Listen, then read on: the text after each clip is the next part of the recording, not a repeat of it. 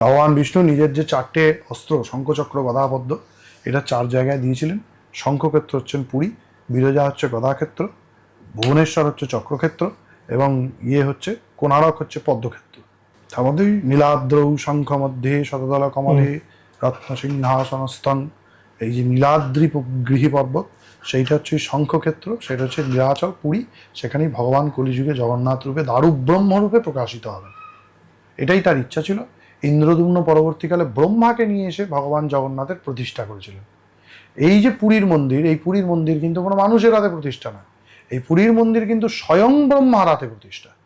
আচ্ছা, তুমি ভাবতে পারো, তুমি চিন্তা করো চোখ বুঝে, ব্রহ্মা, এই যে এখন দেখা যায় 3 জন ব্রাহ্মণ বলরাম সুভদ্রা জগন্নাথের পূজা করছে, হ্যাঁ, স্বয়ং ব্রহ্মা বসেছেন জগন্নাথের পূজা করতে, তার পেছনে নারদ বসেছেন সুভদ্রা দেবীর পূজা করতে, তার পেছনে আমাদের বশিষ্ঠদেব বা জৈমিনী মুনি, তিনি বসেছেন হচ্ছেন করতে, বলরামের পূজা করতে।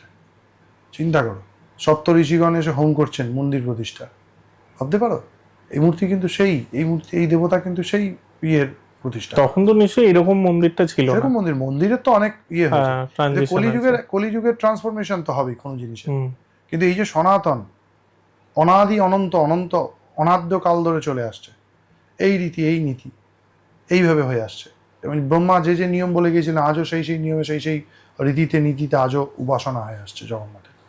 তবে না এই মন্দিরের এত রহস্য, তবে না আজকে তুমি দেখতে পাচ্ছ না, কিছুদিন আগেকার ঘটনা, মাস 3 আগেকার ঘটনা, ডাক্তাররা মৃত বলে ঘোষণা করে দিয়েছে একটি বাচ্চা মেয়েকে। তার বাবা এসে আর কিছু না পেয়ে কাঁদতে কাঁদতে এসে জগন্নাথের মন্দিরের দরজা শুইয়ে দিয়েছে। 1 সপ্তাহের মধ্যে সেই সুস্থ হয়ে উঠে বসে পড়লো। কেন এই মন্দিরে আজও, এই মন্দিরের বায়ুর উল্টো দিকে পতাকা বয়, মন্দিরের সব পতাকা বায়ুর দিকে চলে, মাথার উপরের পতাকাটা উল্টো দিকে চলে, কেন? কেন? এর কি কোনো উত্তর আছে? হয়তো বিজ্ঞান কোনোদিন উত্তর দেবে, কিন্তু আজ অব্দি কোনো বৈজ্ঞানিক তো এর উত্তর দেয়নি। কেন সৃষ্টির নিয়মের বিরুদ্ধে চলে? কারণ উনি জগন্নাথ, উনি যা খুশি করতে পারেন। কৃতহেতু বদ্রীনাথ অংশাৎ, কৃত বা সত্য যুগে বদ্রীনাথ, ত্রেতায়াং রঙ্গনাথ হন, ত্রেতা যুগে রঙ্গনাথ, দ্বাপরে দ্বারিকানাথ হন, দ্বাপর যুগে হচ্ছে দ্বারকানাথ, জগন্নাথ কলৌ যুগে, কলিযুগে হচ্ছেন জগন্নাথ। কলিযুগের একমাত্র ঠাকুর হচ্ছেন জগন্নাথ, একমাত্র তীর্থ হচ্ছেন জগন্নাথ। জগন্নাথ দেবকে ভৈরব বলা হয়? হ্যাঁ, বলা হয়। কেন? জগন্নাথ বলছে লোকনাথ শিব যত্র তীর্থরাজ মহোদধি বিমলা ভৈরবী যত্র জগন্নাথস্তু ভৈরব। ঠিক আছে, তো এখানে বলছে যে স্থানের শিব হচ্ছেন লোকনাথ, তে তীর্থ মহোদধি, মহোদধি মানে সমুদ্র, হ্যাঁ, সেখানে বিমলা দেবী হচ্ছেন ভৈরবী এবং তার ভৈরব হচ্ছেন জগন্নাথ।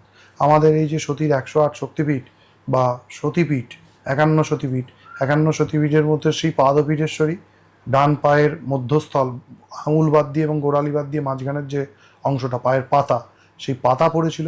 মতান্তরে সতীর জিহ্বা পড়েছিল, মতান্তরে সতীর নাভি পড়েছিল। যদিও নাভি গয়া আলাদা, বিরজা ক্ষেত্র, পদ্মক্ষেত্র, এই গদাক্ষেত্র আমি যাকে বললাম একটু আগে।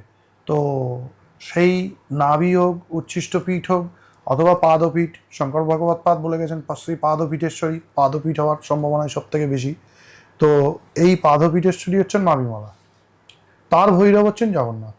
এবং 108 শিবপীঠের যে বর্ণনা আছে মহালিঙ্গেশ্বর তন্ত্রে, তার মধ্যে বলা আছে যে নীলাচলে উনি জগন্নাথ রূপে অবস্থান করছেন। ওই যে তোমায় বললাম জগন্নাথ সেই ভৈরব, বোঝা গেল? ভৈরব অর্থে যিনি মা ভৈরবতী, অর্থাৎ যিনি তুমি ভয় পেও না। বিষ্ণুর যে ধ্যান আছে, হ্যাঁ, সেখানে ওনাকে বলছে যে ভব ভয় হরণ সর্বলোকৈকনাথন, তিনি সকল মানুষের ভয় হরণ করেন। ভগবান বিষ্ণু কেন পৃথিবীতে এসছেন? বারবার ভয় হরণ করার জন্য। অবতারের কারণটা কি? ভয় হরণ করা। তুমি ভয় পেলে কংসর থেকে কৃষ্ণ হয়ে এলো, তুমি ভয় পেলে রাবণের থেকে রাম হয়ে এলো, তুমি ভয় পেলে বলির থেকে বামন হয়ে এলো। ওনার আসবার কারণটা কি? ভব ভয় হরণ, বোঝা গেল? তাই উনি যিনি ভয় হরণ করেন তিনি ভৈরব। ভৈরব মানে একটা বিশাল কিছু দাঁত মুখ খিচিয়ে, যেমন এখনকার একটা কনসেপ্ট আছে মদের বাড়ি রক্তের মাথা, এরকম কিন্তু ব্যাপারটা নয়। উনি শক্তিপীঠকে রক্ষা করেন তাই ভৈরব, উনি শক্তিপীঠের প্রিজাইডিং ডেইটি তাই ভৈরব, এবং উনি সকলের ভবভয় হরণ করেন তাই ভৈরব।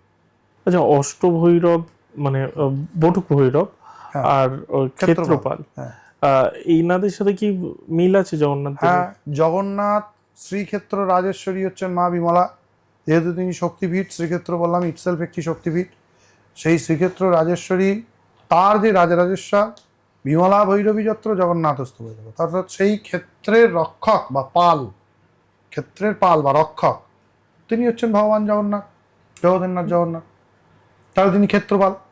আবার কি জগন্নাথ হচ্ছেন শিশু মূর্তি।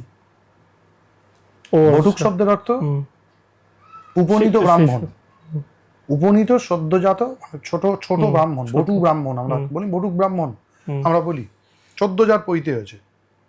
ভগবান জগন্নাথের প্রধান পরিচয় হচ্ছেন তিনি উপেন্দ্র, ইন্দ্রের ভাই, এবং জগন্নাথ কাল্টের প্রথম রূপ হচ্ছেন বামন।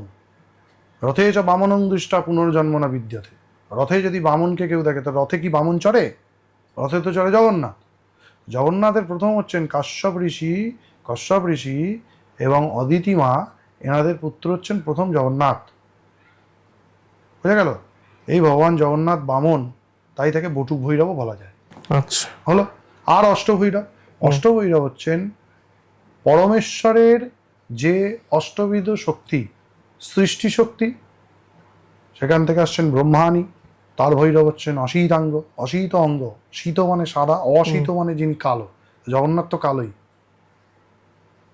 আবার অশীতাঙ্গ ভৈরবের ধ্যানে বলছে ধ্যান নীলাদ্রি শঙ্কাসন, দেখ নীল অদ্রি, অদ্রি মানে পর্বত, সেই নীলাদ্রি কথাটা ফিরে এলো, কিন্তু নীল পর্বতের মতো যার গায়ের বর্ণ, তো জগন্নাথ তো নীলাদ্রি কন্দরবাসী, নীল পাথরে তার প্রথম বিগ্রহ নীলমাধব তৈরি। তাহলে ভগবানের সৃষ্টি শক্তি হচ্ছেন অশীতাঙ্গ ভৈরব। তারপরে কি বৈষ্ণবী শক্তি, স্থিতিশক্তি, তং বৈষ্ণবী শক্তির অনন্ত বীর্যা বিশ্বস্ব বীজাং পরমাসি মায়া, সেখানে তিনি হচ্ছেন রূঢ়। রকার হচ্ছে অগ্নি এবং ব্রহ্মতত্ত্বের প্রকাশ। তাহলে একটি হচ্ছে সগুণ ব্রহ্ম অগ্নি, একটি নির্গুণ ব্রহ্ম, অর্থাৎ সেই পরম অগ্নি যিনি, পরম তত্ত্ব, তার মধ্যে উকার হচ্ছেন বিষ্ণু। তাহলে ভগবানের যে স্থিতি শক্তি, সেই রূঢ় ভৈরব হচ্ছেন ভগবান নিজেই। তারপরকে চণ্ড, চণ্ড মানে ভগবানের নিগ্রহ শক্তি, তিরোধান শক্তি, জগতের মলিন বস্তুকে যিনি মুছে ফেলেন, তার ভৈরবী কি মাহেশ্বরী, মাহেশ্বরী বিমলা, আদ্যাশক্তি মহামায়া, বললাম ক্ষেত্র রক্ষা। তারপরে কি ক্রোধ ভৈরব, জগন্নাথ ইটসেলফ চামুন্ডা হচ্ছেন তারই, চর্চিকা বা চামুন্ডা জগন্নাথের সঙ্গে, জগন্নাথ কাল্টের সঙ্গে খুব ওতপ্রোতভাবে অষ্টমাতৃকা যুক্ত হয়ে আছে। বিরজাপীঠে যদি যাও দেখবে অষ্টমাতৃকা আছে। জগন্নাথের নিজের মন্দিরকে ঘিরে, অনেকে জানে না, অষ্টশিব আছেন এবং মন্দিরকে ঘিরে অষ্টমাতৃকা আছেন। বুঝে গেল? অষ্টশিব আছেন, অষ্টমাতৃকা আছেন, এবং এদের ভৈরবের কিন্তু সবাই হচ্ছেন, তাদের ভৈরব কিন্তু হচ্ছেন জগন্নাথ। তাহলে উনি সিংহমুখ ক্রোধ ভট্টারক, ওই যে বললাম উনি নৃসিংহ, নৃসিংহর একটা স্বরূপ হচ্ছে ক্রোধ ভৈরবের উপাসিত মূর্তি, সেটা হচ্ছে সিংহমুখ ক্রোধ ভট্টারক, সেই ক্রোধ ভৈরব। তারপরে কে ক্রোধ উন্মত্ত ভৈরব, উন্মত্ত ভৈরবের কে কৌমারী, অর্থাৎ তিনি কৌমারী মানে কার্তিকের শক্তি, কার্তিকের শক্তি হচ্ছেন কৌমারী। কার্তিক কি করেন না, কার্তিক নবসৃষ্টির প্রতীক, জগন্নাথ পরম পিতা, তিনি নবসৃষ্টির প্রতীক। চঞ্চলতা না থাকলে, সৃজনী শক্তি না থাকলে, বা তরঙ্গ না থাকলে, ঢেউ না থাকলে, সেটা প্রেমের ঢেউ হতে পারে, সেটা প্রতিবাদের ঢেউ হতে পারে, সেটা সমাজে চলবার যে আমরা বলি না তরঙ্গের মতো বয়ে যাচ্ছে, জলবৎ তরলং, আমাদের জীবনে একটা তরঙ্গ আছে, এই তরঙ্গ শক্তি, সৃষ্টি শক্তির ঢেউ যে শক্তির দিয়ে বয়ে যায়, তিনি হচ্ছেন উন্মত্ত ভৈরব। তারপর কে কপালী ভৈরব, তার একে না, তার এ হচ্ছে অপরাজিতা বা ইন্দ্রাণী। এই কপালী ভৈরব শব্দটার দুটি অর্থ আছে, একটি যৌগিক অর্থ আছে, একটি স্থূল অর্থ আছে। ব্রহ্মার কপাল উনি কেটে নিয়েছিলেন, অর্থাৎ শাসন যারা করছে, শাসকের ওপর শাসন যিনি করবেন, তিনি জগন্নাথ। ব্রহ্মা যে মুখে সরস্বতী বা নিজকন্যাকে বিবাহের প্রস্তাব দেন, ভগবান ভৈরব মূর্তিতে তার সেই মুখটা কেটে নেন, তাই তার নাম হয় কপালী। কপাল যিনি হরণ করেন বা মুখ হরণ করে, কেটে গেল। তারপরে কে ভীষণ ভৈরব, তার ভৈরবীকে বারাহী, বারাহী ভগবান বিষ্ণুর নিজের প্রতীক। বরাহ আমরা জানি বিষ্ণুর অবতার, শাস্ত্রান্তরে বরাহ কিন্তু সূর্যের অবতার। আচ্ছা, সূর্যের শক্তি হচ্ছেন ভগবান। সৃষ্টির আদি তত্ত্ব, বরাহ তত্ত্ব, যেখান থেকে উনি এই পুরো সৃষ্টি যখন পুরো মাটির জলের তলায় চলে গিয়েছিল, সেই জলের তলা থেকে যে মাটিকে তুলে নিয়ে এসছেন যে স্বরূপে, তিনি হচ্ছেন এই ভীষণ ভৈরব, তারপরকে সংহার ভৈরব। তুমি কোনো জিনিসকে পুড়িয়ে ফেললে, ছাই হয়ে গেল। ধরো আমি একটা 1 কিলো তুলো ছিল বা 1 কিলো পাতা ছিল, এক দিস্তা খাতা ছিল, তুই পুড়িয়ে ফেললে, ডেস্ট্রয়েড হয়ে গেল। তারপর সত্যি কি ডেস্ট্রয়েড হয়ে গেল? বলো তো, কিছু থাকবে না, সেটা ছাইটা থাকবে। এই ছাইটাকে তুমি জগতের বুক থেকে সরাবে কি করে? তার মানে এই জগতে একটা এক্সট্রিম সংহার আছে, যখন এই ছাইটাও থাকবে না, অনুপরমাণুতে ছাইটাও বিলীন হয়ে যাবে। দ্যাট ইজ ভগবানের সংহার শক্তি, সংহার ভৈরব। তবে জগন্নাথ ইটসেলফ অষ্ট ভৈরব, আবার তিনি বটুক, আবার তিনি ক্ষেত্রপাল। আচ্ছা, জগন্নাথ দেবের যে ক্ষেত্র, পুরী ক্ষেত্র, এই পুরী ক্ষেত্রের মাহাত্ম্যটা কি?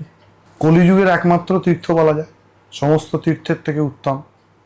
ওই যে তোমাকে বললাম, কৃতযুগ বা সত্যযুগে বদ্রীনারায়ণ, ত্রেতা যুগে রঙ্গনাথ, দ্বাপর যুগে দ্বারকানাথ, কলিযুগে জগন্নাথ। কলির একমাত্র তীর্থ যদি হয় তাহলে সেটা হচ্ছে জগন্নাথ। আচ্ছা, প্রত্যেক যুগোপযোগী তীর্থ থাকে, সব তীর্থ সব যুগে অ্যাক্টিভেটেড থাকে না তাদের শক্তি। কলিযুগের তীর্থ, মূল তীর্থ হচ্ছেন পুরী, পুরী শ্রীক্ষেত্র। আচ্ছা, তুমি বললে কলিতে শুধু পুরীতেই তিনি অবস্থান করেন, এবার তিনি কি শুধু পুরীতেই অবস্থান করেন না সেখান থেকে অন্য কোথাও যান? শাস্ত্র বলছে ভগবান জগন্নাথ তিনি অলকানন্দায় বা বদ্রীনারায়ণ ক্ষেত্রে স্নান করেন, রামেশ্বরমে গিয়ে পূজা করেন তার আরাধ্য দেবতা ভগবান শিবকে, শাস্ত্র বলছে। দ্বারকায় গিয়ে উনি রাজ্যপাঠ চালান, অযোধ্যায় গিয়ে বিহার করেন, পুরীতে ভোজন করেন এবং শ্রীরঙ্গধামে শয়ন করেন। বুঝে গেল? এরকম শাস্ত্র মান্যতা আছে আমাদের। আবার কলিযুগে জগন্নাথ ক্ষেত্রেই উনি এই প্রত্যেকটা ক্রিয়া করেন। উনি স্নানও করেন, উনি পূজাও করেন, উনি বিহারও করেন, উনি ভোজনও করেন, উনি রাজ্যপাঠও সামলান, উনি শয়ানও করেন। আবার জগন্নাথের নীলাদ্রি মহোদয়দের যে পূজা পদ্ধতি বলা হয়েছে, সেখানে বলা হচ্ছে যে প্রাতঃকালে ওনাকে ভগবান শ্রীকৃষ্ণ রূপে চিন্তা করার একটা, পূজা করবার একটা পদ্ধতি আছে। বলছে প্রাতঃকালে ওনাকে চিন্তা করবে যে মথুরা থেকে বৃন্দাবন অবধি উনি লীলা করবেন। মধ্যাহ্নকালে তুমি চিন্তা করবে উনি বৃন্দাবন লীলায় লীন রইলেন। সায়াহ্নকালে চিন্তা করবে উনি দ্বারকা লীলায় লীন রইলেন। তারপরে তুমি চিন্তা করবে অর্ধরাত্রিতে উনি রাসমণ্ডলের ভেতরে অবস্থান করছেন। মনে রাখতে হবে, পুরীর একটা বৈশিষ্ট্য হচ্ছে এই যে জন্মলীলা থেকে রাসলীলা অবধি যতগুলি লীলা, পুরীর বৈশিষ্ট্য, এটা কিন্তু নীলাদ্রি মহোদয়ের শাস্ত্রের বৈশিষ্ট্য। প্রত্যেকটাই কিন্তু ওনার অন্তরঙ্গা 8 জন লক্ষ্মীর সঙ্গে। কে 8 জন লক্ষ্মী? না, রুক্মিণী, সত্যভামা, জাম্ববতী, কালিন্দী, নাগ্নিজিথি, মিত্রবৃন্দা, সুনন্দা, সুলক্ষণা। এই 8 জন বিবাহিত পত্নীর সঙ্গে। এখানে কিন্তু রাধাকৃষ্ণ তত্ত্ব নেই। কারণ গৌড়ীয় বৈষ্ণব মতে উনি অর্ধরাত্রিতে রাস করতে যান বৃন্দাবনে, বলা আছে বৃন্দাবনের ভেতরেই উনি রাস করছেন। কিন্তু সেই বৃন্দাবনে জগন্নাথের যে বৃন্দাবন তত্ত্ব, সেখানে কিন্তু ওখানেও কিন্তু সেই অষ্টপট্ট মহিষীই আছেন। আবার উনি জন্মালেন যখন, তখনও ওনাকে ঘিরে কিন্তু তার 8 বউ রয়েছে। আবার যখন উনি বাল্যলীলা করছেন তখনও ওনার 8 স্ত্রী রয়েছে।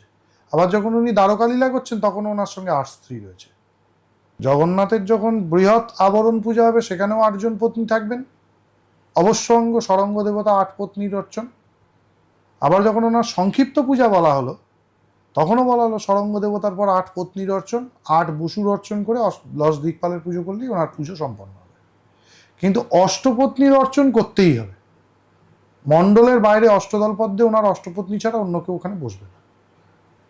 এটা পুরী ক্ষেত্রের একটা বৈশিষ্ট্য। তাহলে পুরী ধামে ইটসেলফ উনি কিন্তু মথুরা লীলা, ব্রজলীলা, বৃন্দাবন লীলা, দ্বারকা লীলা সব কিন্তু উনি একটা জায়গায় করছেন। শাস্ত্রের রেফারেন্স।